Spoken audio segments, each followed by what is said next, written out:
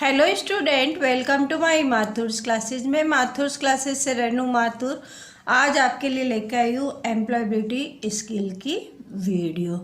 अभी आप सबको पता है कि एम्प्लॉयबिलिटी स्किल ऐसा सब्जेक्ट है जो कोई भी ट्रेड में अपन आईटीआई कर रहे हैं, चाहे इंजीनियरिंग ट्रेड हो चाहे नॉन इंजीनियरिंग ट्रेड हो, सभी में एम्प्लॉयबिलिटी स्किल का सब्जेक्ट सभी सब में होता है। और कोई भी ट्रेड के हो, पेपर सभी का कॉमन होता है। तो अपन फर्स्ट चैप्टर पढ़ रहे थे बिहेवियरल स्किल, उसका आज पार्ट 2 के अपन क्वेश्चंस कर रहे हैं। पार्ट 1 में अपन ने क्वेश्चंस किए थे, 20 क्वेश्चन किए थे। आज पार्ट 2 में फिर अपन क्वेश्चंस कर रहे हैं। तो फर्स्ट चैप्टर का ही पार्ट 2 अपन देख रहे हैं।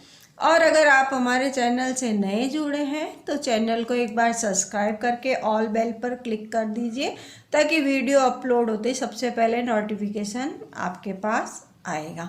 और पूरे वीडियो को अच्छे से देखिए, लाइक करके कमेंट और शेयर ज़रूर कीजिए। आपको फ्री में बेनिफिट मिल रहा है तो ज़्यादा से ज़्यादा आप बेनिफिट उठा सकते हो। इसमें कोई पैसा नहीं लग रहा है आपका। जब इच्छा हो, जब भी मन हो, तभी आप अपने वीडियो को देख सकते हैं। तो आईटीआई की सभी ट्रेडों के लिए जो है ये कॉमन सब्जेक्ट है। कौन सा है? Employability skill. इसका मैंने पहले फर्स्ट पार्ट भी किया था, उससे पहले भी मैंने डाला था कि भाई एम्प्लॉयबिलिटी स्किल है क्या, तो उसका पूरी बेसिक नॉलेज दी थी। उसके बाद इस चैप्टर का बिहेवियरल स्किल का पूरा बताया था, सिलेबस बताया था कि फर्स्ट ईयर का क्या सिलेबस है। और एमसीक्यूज किए थे एक वीडियो में, पिछली वीडियो में पार्ट 1 में बिहेवियरल स्किल के 20 क्वेश्चंस किए थे। आज अपन 21वें क्वेश्चन से शुरू कर रहे हैं, तो आप जल्दी से जल्दी हमसे जुड़ जाइए और वीडियो को पूरा अच्छे से देखिए। 21वां क्वेश्चन है, खाली जगह दे रखी है, प्रक्रिया के अंतर्गत विशिष्ट संस्थान की संवेदनात्मक प्रभावी व्याख्या की जाती। 4 ऑप्शन होते हैं, 4 में से अपन को क्लिक करना होता है। ओएमआर सीट बंद हो गई है, अब ऑनलाइन एग्ज़ाम होता है। Online exam computer based exam होएगा, उसमें सभी का पेपर कॉमन होता है। 25 क्वेश्चन आते हैं, 50 नंबर का पेपर होता है, पास होना ज़रूरी होता है। और इतने बेसिक इतने इजी क्वेश्चंस पूछे जाते हैं कि अपन उनका उत्तर दे तो देते हैं, परंतु चारों ऑप्शन में अपन कंफ्यूज हो जाते हैं कि भाई इसका उत्तर ये भी सही है और इसका उत्तर ये भी सही है। अब उसका अपन को परफेक्टली कौन सा उत्तर देना है, तो वो अपन पढ़ाई करेंगे तभी अपन बता सकते हैं। जैसे अपन सपोज किया कि अपन एटीएम डेली यूज़ लेते हैं, एटीएम जनरली अपन यूज़ लेते रहते हैं, परंतु एटीएम की अगर फुल फॉर्म पूछी जाए तो वो भी कई स्टूडेंट को पता ही नहीं होती कि भाई एटीएम की फुल फॉर्म क्या है। तो जो चीज़ अपन यूज़ लेते हैं और उनके ऑप्शंस ऐसे दे देते हैं कि अपन उनमें कंफ्यूज हो जाते हैं कि यार इसका उत्तर ये भी हो सकता है और ये भी हो सकता है। परंतु अगर अपन ने पढ़ाई कर रखी है तो उत्तर देने में कहीं पे भी कोई दिक्कत नहीं आती है। अगर आप इलेक्ट्रिशियन के भी हो तो आप इलेक्ट्रिशियन का भी पूरा सिलेबस मैंने वीडियो प्लेलिस्ट में जाके देखो, प्रैक्टिकल्स की भी काफ़ी वीडियोज अपलोड की हुई है और सिलेबस के हिसाब से फर्स्ट ईयर और सेकेंड ईयर के भी वीडियो मैंने अपलोड कर रखी है। अगर आप इलेक्ट्रिशियन से हैं या वायरमैन से हैं तो ज़रूर हमसे जुड़िए, और आपको फ्री में बेनिफिट मिल रहा है तो ज़्यादा से ज़्यादा आप बेनिफिट उठाइए। पहला क्वेश्चन है, यानी कि 21वां क्वेश्चन आ रहा है, खाली जगह दे दी, प्रक्रिया के अंतर्गत विशिष्ट संस्थान की संवेदनात्मक प्रभावी व्याख्या की जाती। अब 4 ऑप्शन है, क्या क्या है देखते हैं। अवधारणा प्रबंधन, दूसरा है सहज बोध, तीसरा है मूल्यांकन, चौथा है प्रबंधन।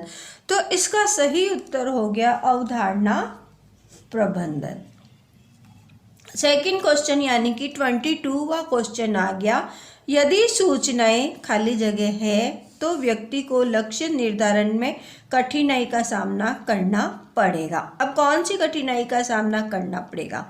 तो क्या है, पहला है हतोत्साहित, दूसरा है असंगठित, तीसरा है अस्पष्ट और चौथा है अप्रभावी। तो क्या हो गया इसका सही उत्तर? अस्पष्ट। आगे का क्वेश्चन आ गया, निम्नलिखित में से क्या पेशेवर की विशेषता नहीं है? पहला ऑप्शन है अनौपचारिक भाषा का प्रयोग करना, दूसरा है अनौपचारिक कपड़ों का चयन करना, तीसरा है कार्य के लिए समय का पाबंद होना। चौथा है ए व बी दोनों ही ऑप्शन। तो कौन सा इसका सही उत्तर होगा? डी सही है।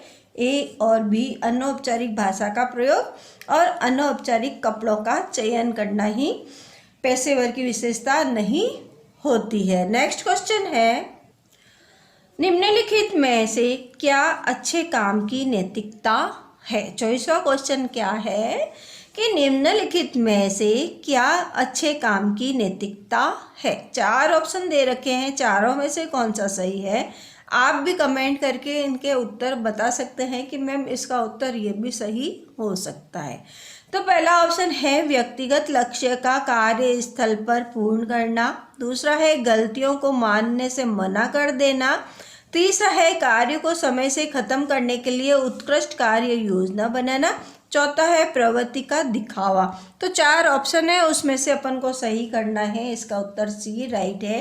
कार्य को समय से खत्म करने के लिए उत्कृष्ट कार्य योजना बनाना। भाई कोई काम दे दिया, मैंने आपको दे दिया कि ये काम आज आपको करना है, तो वो काम करना तो आपको है ही है, परंतु क्या है कि कई स्टूडेंट होते हैं जो रोते रोते करते हैं, मैडम अब भी कर लूँगा, ये है वो, कुछ बहाना बनाते हैं। और कुछ क्या है कि टाइम पे ख़त्म कर देते हैं और अपने होशियार बताते हैं कि भाई मैंने ये काम कर लिया है। तो ये कार्य को समय से ख़त्म करने के लिए उत्कृष्ट कार्य योजना बनाना, भाई प्लान बनाना कि मुझे ये काम करना है, तो इस काम को कैसे करना है। जैसे कोई भी मैंने आज दे दिया आपको कि आज अपन को दिन भर में ये प्रैक्टिकल पूरा करना है, ये जॉब बनाना है। तो कई तो विद्यार्थी ऐसे होते हैं कि जॉब को सिस्टमेटिक ढंग से बनाते हैं, भाई मुझे पहले ये करना है, दूसरी बात ये करना है, इसको पूरा एक योजना बना के काम करते हैं। और कई ऐसे होते हैं फटाफट उसको बनाया किया फ्री, मैडम फ्री हो गया मैं तो काम कर लिया। तो ऐसा ही नहीं होना चाहिए कि भाई कार्य को टाइम पे ख़त्म करने के लिए अपन को उसकी प्लानिंग करनी चाहिए, योजना बनानी चाहिए कि ये काम कैसे करना है और किस टाइप से करें कि अच्छा काम हो। नेक्स्ट क्वेश्चन आ गया 25वां, किसके अंतर्गत एक व्यक्ति का दूसरे व्यक्ति के साथ व्यवहार को समझा जाता है? क्या क्वेश्चन आ गया? किसके अंतर्गत एक व्यक्ति का दूसरे व्यक्ति के साथ व्यवहार को समझा जाता है? तो कौन सा है? गुणों को, सहानुभूति, शिष्टाचार या नैतिकता? तो नैतिकता से ही अपन को व्यवहार को समझा जाता है। नेक्स्ट क्वेश्चन आ गया, नैतिकता हमें किससे अलग रखती है? पहला ऑप्शन है गलतियों को करने से, दूसरा है पछतावे की संभावना से, तीसरा है ए और बी दोनों या इनमें से कोई नहीं। तो कौन सा उत्तर हो गया? गलतियों को करने से। नेक्स्ट क्वेश्चन आ गया, नैतिकता हमें मानवीय जीवन में क्या सिखाती है? नैतिकता है जो अपन को एक्चुअल में अपनी जो मनुष्य जीवन है उसमें अपन को नैतिकता के बारे में क्या समझा जाता है, क्या सिखाती है? पहला ऑप्शन है परेशानियाँ, दूसरा है गुण, तीसरा है गुस्सा और ये सभी। तो क्या हो गया? गुण सिखाती, भाई ये काम कैसे करना है, किस टाइप से करना है। नेक्स्ट क्वेश्चन है, शिष्टाचार के दिशा निर्देश किसके लिए आवश्यक होते हैं? शिष्टाचार है तो दिशा जो डायरेक्शन होता है, निर्देश होते हैं, भाई ये काम ऐसे करना है, ये काम ऐसे करना है, तो ये किसके लिए आवश्यक होते हैं? अच्छी आदतों के लिए, व्यवहारिक बुद्धि के लिए, विनम्रता के लिए या ए व सी, अच्छी आदतों के लिए या विनम्रता के लिए? तो 4 ऑप्शन है, उसमें से कौन सा सही होगा इसका? ए व सी दोनों ही, कि अच्छी आदतों के लिए भी होगा और विनम्रता के लिए भी होगा। नेक्स्ट क्वेश्चन आ गया, किस कारण से कार्यस्थल को एक सामाजिक व्यवस्था के रूप में देखा जा सकता है? क्या है? किस कारण से कार्यस्थल यानी कि जहाँ पे अपन काम करते हैं, अपना कार्यस्थल कौन सा है? जैसे अपन पढ़ाई करते हैं तो अपन पढ़ाई करने वाली जो अपनी क्लास है वो कार्यस्थल हो गई, या प्रैक्टिकल लैब टाइम अपन जो काम करते हैं वो अपना वर्कशॉप है, वो कार्यस्थल हो गया। तो कार्यस्थल जहाँ पे अपन रह रहे हैं और अपन काम कर रहे हैं को एक सामाजिक व्यवस्था के रूप में देखा जा सकता है। पहला ऑप्शन है सांस्कृतिक विविधता के कारण, दूसरा है संबंध व जाल तंत्र के कारण, तीसरा है पदों के अनुक्रमों के कारण, या चौथा है उपरोक्त सभी। तो क्या हो गया, संबंध और जाल तंत्र के कारण कार्यस्थल की सामाजिक व्यवस्था के रूप में देखा जा सकता है। नेक्स्ट क्वेश्चन आ गया, कार्यस्थल पर सामाजिक संबंध को बनाना क्यों आवश्यक है। जहाँ पे अपन काम कर रहे हैं, जहाँ अपन जॉब कर रहे हैं, या कुछ भी अपन प्रैक्टिकल काम कर रहे हैं, कुछ भी काम कर रहे हैं जो कार्यस्थल कहलाता है, तो कार्यस्थल पर सामाजिक संबंध को बनाना क्यों आवश्यक होता है। पहला ऑप्शन है स्व प्रेरण के लिए, दूसरा है उत्पादकता में वृद्धि के लिए, तीसरा है स्व सुधार के लिए, चौथा है अपेक्षा की वृद्धि के लिए। तो इसमें से 4 ऑप्शन है, चारों में से कौन सा होगा, उत्पादकता में वृद्धि के लिए। जो भी अपन काम कर रहे हैं उसमें जो भी मैन्युफैक्चरिंग हो रही है, उत्पादन हो रहा है, उसकी वृद्धि के लिए अपन कार्यस्थल पर सामाजिक संबंध को बना के रखते हैं। तो काम अच्छा होगा तो अपने को काम अच्छा मिलेगा वापस और उसकी होगी। तो ये नेक्स्ट क्वेश्चन है, कार्यस्थल पर सहकर्मी सम्मान और स्वीकृति क्यों आवश्यक है। कार्यस्थल जहाँ पे अपन काम कर रहे हैं वहाँ पे सहकर्मी मतलब कि आपका साथी जो आपके साथ काम कर रहा है, और स्वीकृति यानी कि किसी से भी स्वीकृति लेनी है कि भाई मेरे को ये काम करना है। जैसे आप लैब में काम कर रहे हो तो आपके साथ में गुरुजी होते हैं, आपके सर होते हैं, तो स्वीकृति तो उनसे लेनी पड़ेगी कि भाई सर मैं ये काम कर लूँ क्या। मतलब आप देखो, छोटी सी बात बता रही हूँ कि जैसे अपन क्लास में बैठते हैं तो अपन को पानी भी पीने जाना है तो अपन सर से पूछते हैं या मैडम से पूछते हैं कि सर मैं पानी पीने जाऊँ क्या। तो ये क्या हो गई, स्वीकृति का, टीचर आपको स्वीकृति देता है कि हाँ भाई चला जा। और सहकर्मी यानी कि आपके साथ वाला है, तो जो साथ वाला है तो उसके लिए। तो कार्यस्थल पर सहकर्मी सम्मान और स्वीकृति क्यों आवश्यक है। पहला ऑप्शन है संबंधों के निर्माण के लिए, दूसरा ऑप्शन है कर्मचारियों को जोड़ने तथा समूह की भावना उत्पन्न करने के लिए, तीसरा है आत्मसम्मान में सुधार के लिए, और चौथा है उपरोक्त सभी। तो इसका सही उत्तर हो गया उपरोक्त सभी। नेक्स्ट क्वेश्चन है, एक सहयोगात्मक दल में खाली जगह को समान लक्ष्य की पूर्ति के लिए सम्मिलित किया जाता है। पहला ऑप्शन है विभिन्न कौशल समूह के लिए काम करने की क्षमता को, तीसरा है सम्मान नैतिकता, चौथा है प्रभावी संप्रेषण वालों को। तो नेक्स्ट इसका उत्तर सही हो गया विभिन्न कौशल समूह को, पहला उत्तर सही है। ठीक है, नेक्स्ट क्वेश्चन आ गया आपके, कार्यस्थल पर मार्गदर्शन के लिए आवश्यक है। कार्यस्थल जहाँ पे अपन काम कर रहे हैं वहाँ मार्गदर्शन क्यों जरूरत होता है। पहला है प्रेरणा के लिए, दूसरा है अपेक्षा के लिए, तीसरा है सम्मान लक्ष्य के लिए, चौथा है अनुभूति के लिए। तो क्या हो गया, सम्मान लक्ष्य के लिए। भी कोई काम है जो सम्मान रूप से ढंग से किया जाए तो उसके लिए अपन को क्या मार्गदर्शन की आवश्यकता होती है। अब अपन क्लास में बैठे हैं, आपको बार बार टीचर डांटता है, क्यों डांटता है, किस लिए डांटता है, क्योंकि वो काम वो सही तरीके से करे। नेक्स्ट क्वेश्चन आ गया, निम्नलिखित में क्या शिष्टाचार का कार्य नहीं है। पहला है व्यक्तिगत सुरक्षा प्रदान करना, दूसरा है दूसरों की भावना को सुरक्षित रखना, तीसरा है कार्य के स्तर में सुधार करना, चौथा है नकारात्मक प्रभाव का निर्माण करना। तो इसका उत्तर हो गया डी, नकारात्मक प्रभाव का निर्माण करना। ये कोई शिष्टाचार नहीं होता है। नेक्स्ट क्वेश्चन आ गया, निम्नलिखित में से कौन उत्तरदायी नागरिक है।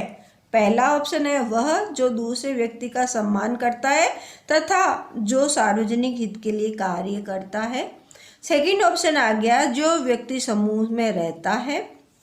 सी ऑप्शन आ गया जो गंदगी को फैलाता है, और डी ऑप्शन है जो पर्यावरण को प्रदर्शित करता है। तो इसका ए उत्तर एकदम सही है, जो दूसरे व्यक्ति का सम्मान करता है तथा जो सार्वजनिक हित के लिए कार्य करता है वही उत्तरदायी नागरिक होता है। नेक्स्ट क्वेश्चन है, किसके द्वारा नागरिक राष्ट्र अर्थव्यवस्था में सुधार करता है? नेक्स्ट क्वेश्चन क्या था? किसके द्वारा नागरिक राष्ट्र अर्थव्यवस्था में सुधार करता है? 4 ऑप्शन है। पहला है स्वयं सेवा करके, दूसरा है वोट करके, तीसरा है करों का भुगतान करके, चौथा है नियमों का पालन करके। तो सही उत्तर हो गया करों का भुगतान करके। ठीक है, नेक्स्ट क्वेश्चन आ गया, निम्न में से कौन सा एक प्रेरणा स्रोत हो सकता है? क्या ऑप्शन है? जो जीवन में हमेशा सफल होता है, दूसरा ऑप्शन है जो जीवन में हमेशा सकारात्मक प्रवृत्ति और व्यवहार को प्रदर्शित करता है, सी ऑप्शन है जो अपने आप की सफल व्यक्ति के साथ तुलना करता है, चौथा ऑप्शन है जो व्यक्तिगत लक्ष्यों को बढ़ावा देता है। तो इसका सही उत्तर हो गया जो जीवन में हमेशा सकारात्मक प्रवृत्ति और व्यवहार को प्रदर्शित करता है। देखो क्वेश्चंस बहुत इजी होते हैं, उनके उत्तर भी चारों में से अपन को देखना पड़ता है कि इसका उत्तर सही कौन सा है, क्योंकि चारों ऑप्शन में अपन को लगता है कि नहीं इसका उत्तर ये भी हो सकता है। तो अगर अपन ने पढ़ा हुआ है तो अपन इनका उत्तर आराम से दे सकते हैं, और आपको कोई पैसा नहीं लग रहा है, फ्री में आपको सब मिल रहा है, तो आप आराम से इसका फ़ायदा ज़्यादा से ज़्यादा उठाइए। नेक्स्ट क्वेश्चन है, निम्नलिखित में से कौन सा व्यक्तिगत कभी प्रेरणादायक नहीं हो सकता है? पहला है खिलाड़ी, दूसरा है व्यवसायी, तीसरा है गायक, चौथा है चोर। तो इसका सही उत्तर हो गया चोर। नेक्स्ट क्वेश्चन आ गया, प्रभावी संप्रेषण कला प्रदर्शित करती है? अभिव्यक्ति क्षमता को, प्रति उत्तर देने की क्षमता को, सुनने की क्षमता को, या उपरोक्त सभी? तो इसका उत्तर आ गया उपरोक्त सभी। नेक्स्ट क्वेश्चन है, SWOT के प्रथम चरण के अंतर्गत पहचान की जाती है। SWOT बहुत इम्पोर्टेंट वर्ड है और इसके आधार पर बहुत सारे क्वेश्चंस आते हैं। एक तो SOWT और एक आता है 5S। 5S मतलब कि 5 तरह के S का क्या क्या मीनिंग होता है, तो वो भी मैं आपको बताऊंगी। अभी अपन जो फर्स्ट चैप्टर के क्वेश्चंस कर रहे हैं तो उसकी भी अपन देख लेते हैं। SWOT के प्रथम चरण के अंतर्गत पहचान की जाती है। पहला है शक्तियों की, दूसरा है कमजोरियों की, तीसरा है चुनौतियों की, और चौथा है ये सभी। तो इसका सही उत्तर हो गया ये सभी। नेक्स्ट क्वेश्चन आ गया, धारणा को प्रभावित करने वाला कारक नहीं है। धारणा को प्रभावित करने वाला कारक नहीं है। पहला है स्कीमा, दूसरा है सामाजिक स्तर, तीसरा है सांस्कृतिक ज्ञान, चौथा है प्रेरित स्तर। तो इसका सही उत्तर हो गया सांस्कृतिक ज्ञान। ठीक है, नेक्स्ट क्वेश्चन आ गया, खाली जगह, लक्ष्य व्यक्तिगत लक्ष्य से बड़े होते हैं। कोई भी लक्ष्य है वो व्यक्तिगत लक्ष्य से बड़े होते हैं, किस कारण? सामाजिक लक्ष्य व्यक्तिगत लक्ष्य से बड़े होते हैं, या सांस्कृतिक लक्ष्य व्यक्तिगत लक्ष्य से बड़े होते हैं, या सामूहिक लक्ष्य व्यक्तिगत लक्ष्य से बड़े होते हैं, या स्वयं के लक्ष्य व्यक्तिगत लक्ष्य से बड़े होते हैं। तो इसका उत्तर हो गया सामूहिक लक्ष्य व्यक्तिगत लक्ष्य से बड़े होते हैं। नेक्स्ट क्वेश्चन आ गया, प्रेरणादायक व्यक्तित्व निम्न में से किस क्षेत्र से संबंधित हो सकता है? प्रेरणादायक व्यक्तित्व निम्न में से किस क्षेत्र में से संबंधित हो सकता है? पहला ऑप्शन है औद्योगिक क्षेत्र से, दूसरा है राजनीतिक क्षेत्र से, तीसरा है सामाजिक क्षेत्र से, चौथा है उपरोक्त सभी। तो इसका सही उत्तर हो गया उपरोक्त सभी। नेक्स्ट क्वेश्चन आ गया, मेरी कॉम देश की लाखों महिलाओं की प्रेरणा स्रोत है। ये किस क्षेत्र से संबंधित है? पहला है वैज्ञानिक, दूसरा है एथलीट, तीसरा है पुलिस अधिकारी, या सामाजिक कार्यकर्ता। तो कौन सा हो गया? इसका सही उत्तर है एथलीट।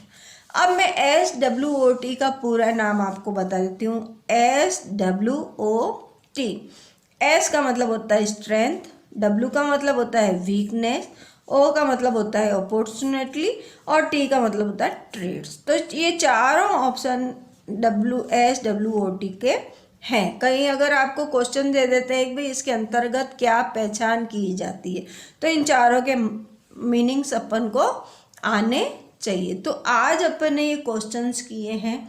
अगर आपको पूरी वीडियो देख लीजिए, पूरी वीडियो देख के आप पूरा वीडियो को देख लीजिए, एक बार नहीं 2 बार नहीं। मैं आपको ये नहीं कहती कि आप वीडियो देखते ही मेरे चैनल को सब्सक्राइब करो, नहीं, आप पूरी वीडियो को देखो। अगर आपको हमारी वीडियो पसंद आती है तो ज़रूर सब्सक्राइब कर दो।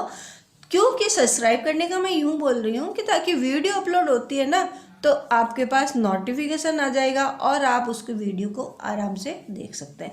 अगर अपन ने सब्सक्राइब नहीं किया हुआ है तो अपने को पता नहीं चलता है कि कौन सी वीडियो कब अब अपलोड हुई है। तो ये अपन को सब्सक्राइब करने से ही पता चलेगा, आपके पास नोटिफिकेशन आ जाएगा। अगर आपने ऑल बेल पर क्लिक किया है तब तो नोटिफिकेशन आ जाएगा, और अगर आपने ऑल बेल पर क्लिक नहीं किया है और अगर आपने हमारी वीडियो को 1 बार 2 बार देखी है तो आपके यूट्यूब के पेज पे भी वीडियोज आ जाएगी।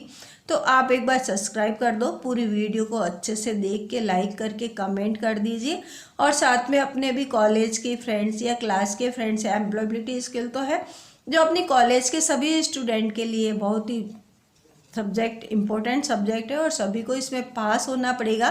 तो आप कोई भी ट्रेड के हो, ये सभी के लिए कॉमन पेपर होता है, तो आप ज़्यादा से ज़्यादा इसका बेनिफिट उठाइए। नेक्स्ट मिलेंगे नेक्स्ट वीडियो में।